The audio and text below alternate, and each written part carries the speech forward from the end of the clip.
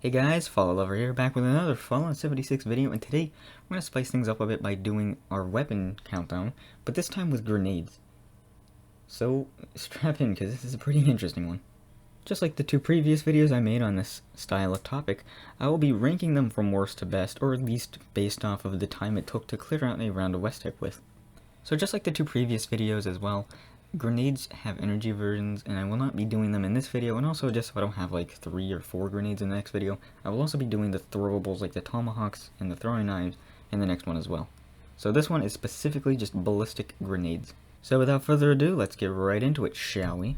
Here is a look at the mutations I used, which are the exact same ones I used for the previous two videos.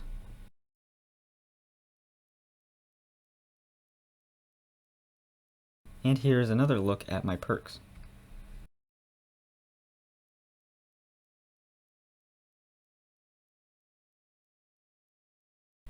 Coming in at the number 8 spot, we have the baseball grenade.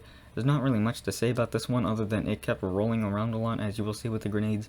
And they were kind of inconsistent, so whatever the worst grenade is, which in this case is the baseball grenade, it might not even be the exact worst. They were inconsistent because if any little tiny object gets between an enemy and the grenade explosion, it does like 0 damage. So grenades are kind of harder to use. So some of the ones that took a lot longer could have been faster if they were just more consistent or just actually work better. But for now, you're just going to have to deal with the fact that some of these might be a bit lower than they should be. Coming in at the number 7 spot, we have the frag grenade. Just like the baseball grenade, this thing just rolled around a lot, and it just wasn't really the easiest to use, and it also had the most boring looking explosion. Even the baseball grenade, which is an exact carbon copy just with a baseball model, even that one looked cooler. So the regular grenade, while it did take me a little tiny faster, it was only faster by 2 seconds. Coming in at the number 6 spot, we have pumpkin grenades. These ones are actually pretty interesting because not only do they have orange smoke, they also give off radiation, which most definitely would hurt you if you were in the blast, so be careful of those. And also, they were hurting super mutants with radiation damage, which is actually a bit odd because super mutants are immune to the radiation damage, so I don't know why they were taking damage, but there was that little odd thing. But other than that, the pumpkin grenades were actually not that bad to use, and they did most definitely deserve to perform better than the baseball and the frag grenade. So while it is sad that it is here at number 5, our next pick is just a regular Dynamite.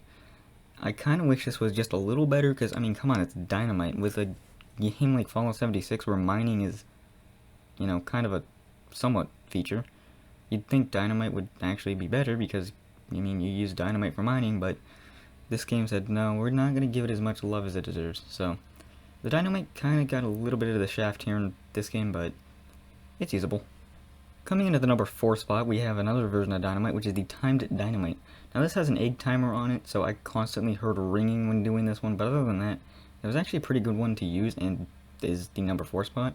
So actually, I recommend it, it's pretty good. So, unlike some of these other ones, which kind of suck and roll around, I will say the Dynamite and the Dynamite bundle, I didn't really see that happen, so that is at least their, I guess, positives.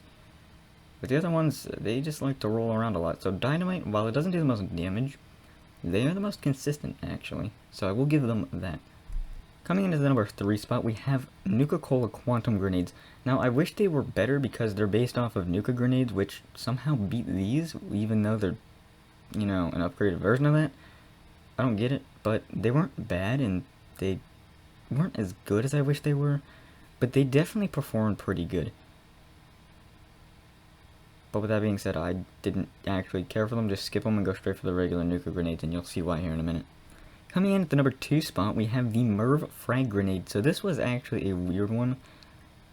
It actually got some of the highest damage at times, but also, since it was a bit inconsistent, this one was weird.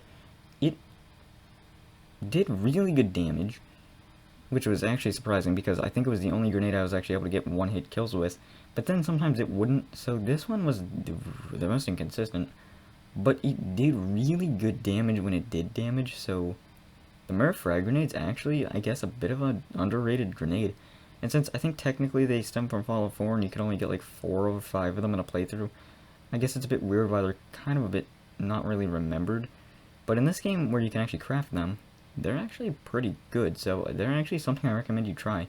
if you like to use grenades. So they're actually a lot better than I thought they were. I actually didn't realize they were this good. And coming in at the number 1 spot, which is no surprise, we have the Nuka grenade. The Nuka grenade is just an absolute beast of a grenade, and I believe it actually did damage through walls, because I actually saw some super mutants on other sides of the wall be dead before I even got to them, so I might have actually missed a few because I just thought they were dead. But this one definitely took the fastest, which took only about 3 minutes and 43 seconds, which beats some of the pistols and even the heavy guns. So the Nuka grenades are not something to mess around with. They actually hurt. So definitely one I can recommend. If you like using grenades, definitely give these a try. They're really good. And even though they don't do the most damage, as there is actually one that does more, I couldn't fit it in, so I'll have to give it an honorable mention. That is the Orbital Strike Beacon.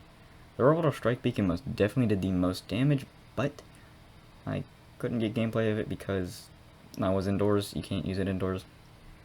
So sadly, I had to kind of leave those ones out of the ranking, but I will give them an honorable mention. To give a quick recap, the number 1 spot goes to the Nuka, the number 2 spot goes to the Merv, and the number 3 spot goes to the Quantum. So this video might not be as long as the other 2 videos that I made, or maybe even some of the future ones that I will continue to make, but I'd like to thank you for sticking around anyways, and also, even though you clicked on a video called What is the best grenade in Fallout 76, I bet you didn't come actually wanting to know this answer, but instead you came to know what is the best explosion in Fallout 76, or which grenade has the best explosion. So I will leave you with gameplay of each grenade, so that you guys yourselves can test which one has the best explosion, and I'd like to bid all of you guys farewell. I hope all of you guys have a wonderful day.